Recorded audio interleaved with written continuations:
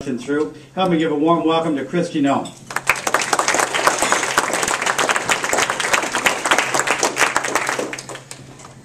Well, thank you, Dr. Unruh. It is so good to be here, and I appreciate you all coming. What a good crowd. So it's a beautiful day outside, and nice to come in and sit down in a cool place and relax and hear about this election that's coming up. We have less than 2 weeks before our primary. And for those of you, I think I see some new faces, so I'll tell you a little bit about myself. But I grew up in Hamlin County, which is just south of Watertown, and have lived there my entire life. I grew up on a farm and ranch 20 miles southwest of Watertown with my family, and had always known that that's where I was going to stay my whole life, that was my dream, was to grow up and farm with my dad.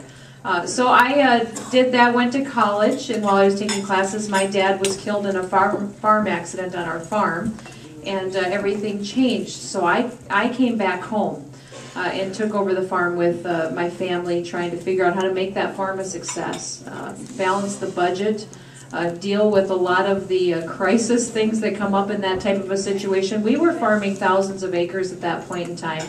Had a number of employees that were depending on me to make good decisions and wise decisions, and really trying to figure out how to come together as a family and deal with the situation that we were dealt with. It's extremely important. People always ask me how I got interested in politics.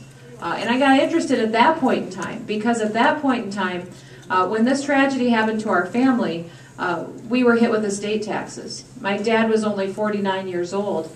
And he had been recently working on his estate, getting it updated. It had been 20 years since he had done that, but he hadn't signed his new will yet.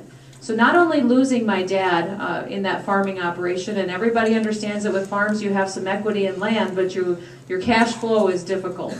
But we paid tens of thousands of dollars in estate taxes that we had to take a loan out for so that we didn't have to sell land to pay it. And boy, doing that when I was 22 years old and running this business and having 10, 12 employees depending on me, I realized really quickly the role of government and what it should have in your business, especially here in South Dakota. So I became involved, started serving on some boards and commissions, won some awards. I was South Dakota's Outstanding Young Farmer, and then was named South Dakota's Outstanding Young Leader as well. And served on the Farm Service Agency State Committee, where I oversaw the federal farm programs in the state on that committee. And then I ran for the legislature 4 years ago, and I've been the assistant majority leader the last 2 years. What we're looking for right now during this election, which I think we have an amazing opportunity this election. We've seen our government go places they've never gone before these last 2 years. And if we don't take a hold of this country during this election, the next 2 years are going to be even more scary. It's going to take us even farther. We have a great opportunity to win a majority in the House. The U.S. House of Representatives is the people's house, and it's where your will and your sentiments are supposed to be heard. And South Dakota has one voice in that House. And we need to make sure that when we send a voice there, that it's a leader, that it's somebody who's not just stood up in front of you during a campaign and said, you know, I'm going to do this and I'm going to do this. It needs to be somebody who says, look at what I've done. I have proven to you that I'm who I say I am, and that I've proven that I'm willing to take action. So I'll just point out to you that when I went to the legislature, I knew that if I was going to be away from my family, away from my businesses, we had a hunting lodge as well, we were running a restaurant. My husband and I also own an insurance agency that we operate that sells crop, property, and auto insurance. But if I was going to leave all that and go to Pierre and represent my district, that I was going to be as effective as I possibly could. So as soon as I got there, within a couple of weeks, we had elections for about the only leadership position you can run for your first term, and that was the executive board. So I ran for the executive board and was elected to that by my colleagues in the House.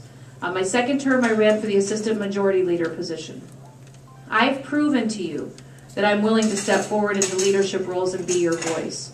And that's what we need. We need somebody who understands business, who understands South Dakota, who has lived here and done that and stayed here, and is willing to step forward and be a leader for us in the House, because we haven't had one right now. Our Congresswoman has told us that she supports South Dakota's agenda, yet she's voting with Nancy Pelosi 95% of the time. And she helped elect Nancy Pelosi to be the Speaker of the House. And I think that we need somebody this fall who's tough, who's willing to hold her accountable to how she's been voting.